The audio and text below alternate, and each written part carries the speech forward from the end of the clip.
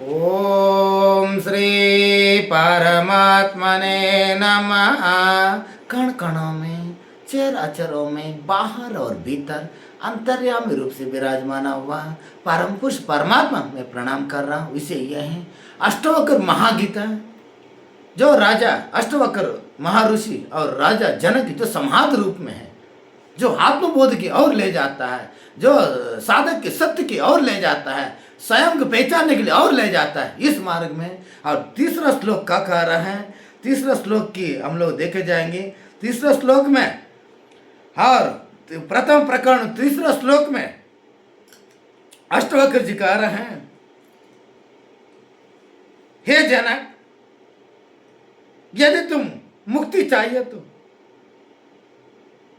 तो जान लो कि तुम ना पृथ्वी हो, ना जल हो, ना अग्नि हो, ना वायु और ना आकाश है। तुम इन सबको भिन्न शुद्ध आत्मा हो।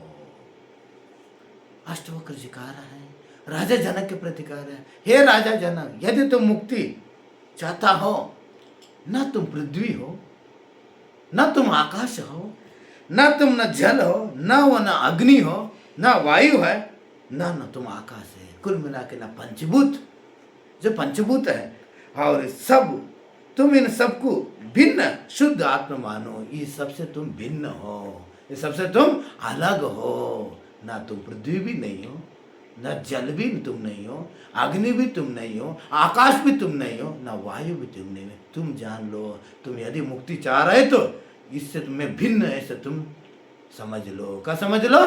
मैं इससे भिन्न हूँ, मैं अलग हूँ, ऐसा तुम समझ लो। राजा जनक के प्रति अष्टवक्र महर्षि इतनी बड़ी संदेश दे रहे हैं, और तुम इस सब चीज से भिन्न हो, हाँ? और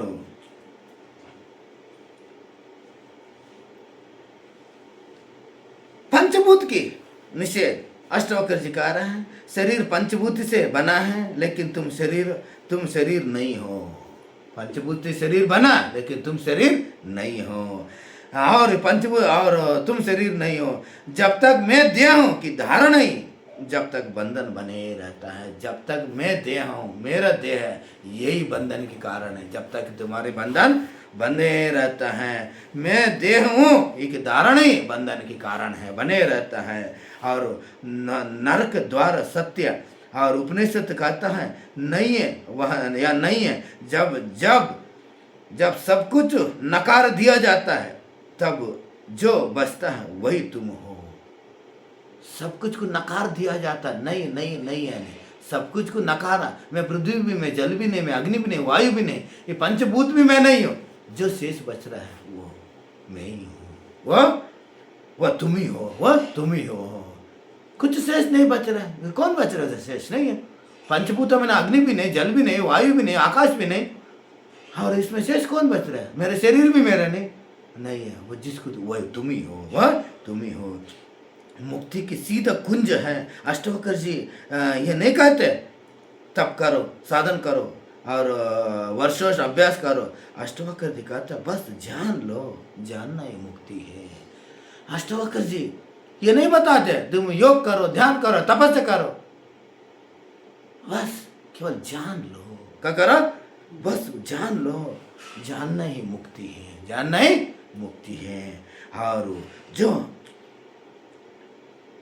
अद्वैत की मूल सूत्र है, और तुम तत्व नहीं हो, तुम तत्व के साक्षी हो, तुम परिवर्तन नहीं हो, तुम परिवर्तन की देखने वाले चैतन्य हो। अद्वैत कहता है तुम तत्व नहीं है, तत्व की तुम साक्षी हो।